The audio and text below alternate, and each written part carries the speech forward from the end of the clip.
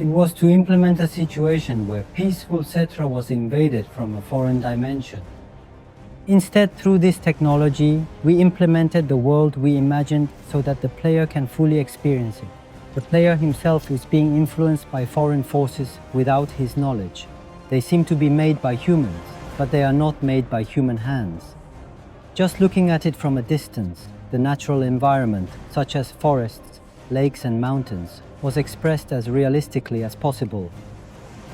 It is a space that looks down so that the player can immerse himself in it. The void, who has invaded from beyond dimensions, has a power that ordinary humans cannot resist, and in the process of investigating the right, manipulating time to open hidden paths, or finding new paths by recreating the past.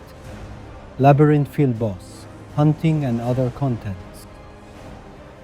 You can find it, however, in Chrono Odyssey. Exploration and crafting alone make them strong enough, and they can benefit from each other through trading and information sharing with combat users. Rather than just figure fights, we added depth to the battle through padding and evasion systems. It is also designed so that all users can perform their roles without focusing on a specific class. Increased freedom of combat. We try to break away from simple PvP content such as siege battles and arenas of this scale and provide differentiated content in the PvE-VP method. At first, 1 or 2 players start with multiplayer and slowly increase the number of players. Experience as a colleague who maintains a maximum 5 in party even after reaching full level.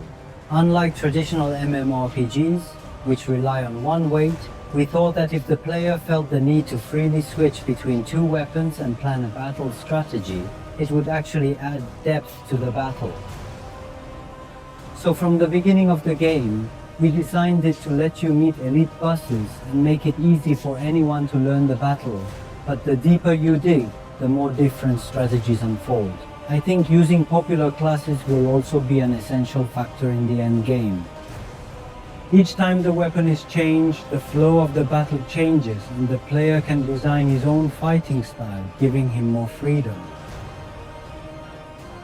In one-on-one battles, players must identify their opponent's patterns and respond strategically.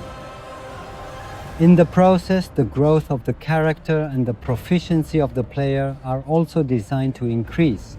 In this content, which spans various time and space, Puzzle 1, Bottle, Keymat, and so on appear randomly, providing a new play experience every time.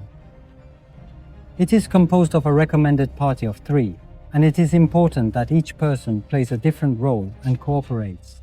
Unlike the massive raids of traditional MMORPG, it offers focused co-op combat in a short amount of time, while still being strategic enough for a small number of players. This is a large-scale raid that requires multiple parties to join forces to fight against the Guardian of the region.